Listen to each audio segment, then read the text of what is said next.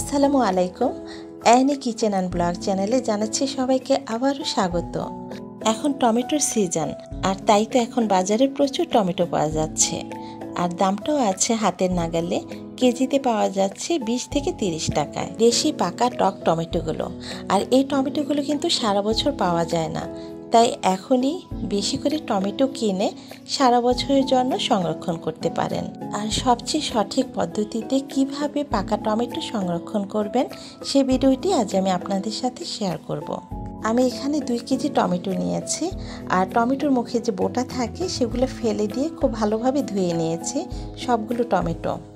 এখন টমেটোর গায়ে যে পানি লেগে আছে আমি সেগুলো একটি কিচেন টিস্যু দিয়ে মুছে নিচ্ছি।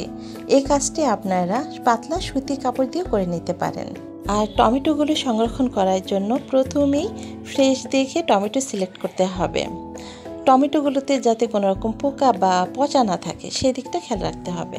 সবগুলো টমেটো মুছে নেওয়ার পর এখন আমি টমেটোগুলো দেখুন এভাবে একটি টমেটোকে 4 টুকরা করে নিচ্ছে। আপনারা আপনাদের পছন্দ অনুযায়ী যেভাবে খুশি সেভাবে কেটে নিতে পারেন।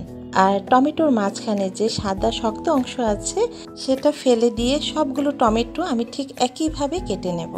সবগুলো টমেটো কাটা হয়ে গেলে এখন চুলায় একটি হাঁড়িতে দিচ্ছি 1 টেবিল চামচ পরিমাণ রান্নার রেগুলার তেল, মানে সয়াবিন তেলটা দিচ্ছি।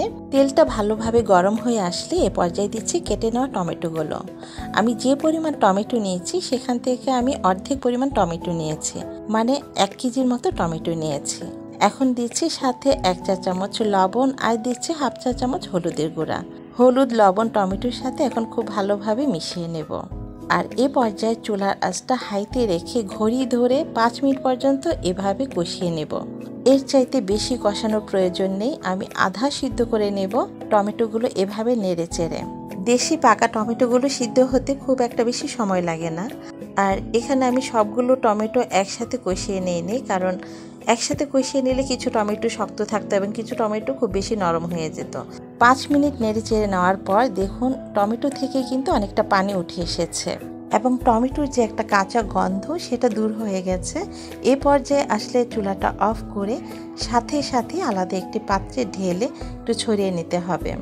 যদি এই হাঁড়িতে চুলায় রেখে দেই তাহলে গরম ভাপে টমেটোগুলো আরও বেশি সিদ্ধ হয়ে যাবে।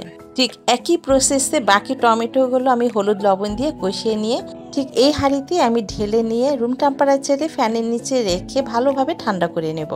প্রায় 2 ঘন্টা পর্যন্ত ভালোভাবে ঠান্ডা করে নেওয়ার পর এখন টমেটোগুলো সংরক্ষণ করব। আর সংরক্ষণ করার জন্য আমি এমন 2টি এয়ারটাইট বক্স নিয়েছি এবং কিছু পলিব্যাগ নিয়েছি। আমি আমার যতটুকু দরকার সেই অনুযায়ী আমি বক্সে রাখছি এবং প্যাকেটও রাখছি কিছু। আপনারা আপনাদের পছন্দ অনুযায়ী মানে যতটুকু দরকার সেই অনুযায়ী ছোট বা বড় বক্সে রাখতে পারেন এবং সেটা ডিপ ফ্রিজে রাখতে হবে। বড় বক্সে টমেটো এভাবে রেখে ফ্রিজে রাখলে ফ্রিজে অনেকটা জায়গা জুড়ে থাকে, আর এভাবে পলি ব্যাগে রাখলে অনেকটা জায়গা কিন্তু কম লাগে ফ্রিজে। ছোট ছোট প্যাক করে এভাবে গিট দিয়ে একটি বড় পলি ব্যাগে নিয়ে ফ্রিজে একপাশে রেখে দিতে পারেন। তারপর যখন দরকার সেখান থেকে একটা একটা করে নিয়ে সাথে সাথে রান্না করে ফেলতে পারেন। ডিপ ফ্রিজে রেখে আপনি সারা বছরের জন্য এভাবে টমেটো সংরক্ষণ করতে পারেন এবং এভাবে টমেটো সংরক্ষণ করে বিভিন্ন ধরনের রেসিপিতে ব্যবহার করতে পারেন। যেমন টমেটোর টক রান্না করতে পারেন, ডালে, মাছ, মাংসে ব্যবহার করতে পারেন, এমনকি রোজাতে, ছোলা বোনাতেও এই টমেটো দিয়ে আপনি রান্না করতে পারেন। খুবই টেস্টি হয়। কখনো কাঁচা টমেটো সংরক্ষণ করবেন না, এভাবে টমেটো সংরক্ষণ করলে টমেটোর স্বাদটা অটুট থাকে। আমি কাঁচা টমেটো সংরক্ষণ করে দেখেছি কিন্তু ওটার স্বাদ ততটা ভালো লাগে না। কাঁচা টমেটো কিভাবে সংরক্ষণ করা যায় এবং টমেটোর সস তৈরি করে কিভাবে সংরক্ষণ করবেন সেই ভিডিওটি আমার ইউটিউবে আরেকটি চ্যানেল আছে, সেই ভিডিওর লিঙ্কটি আমি ডেসক্রিপশন বক্সে দিয়ে দিব, আপনারা চাইলে দেখে নিতে পারেন।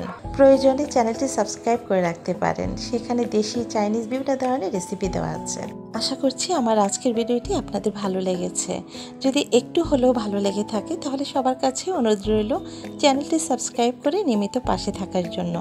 আজ এই পর্যন্তই, শীঘ্রই আসছি অন্য আরেকটি ভিডিও নিয়ে। সেই পর্যন্ত সবাই ভালো থাকবেন। আল্লাহ হাফেজ।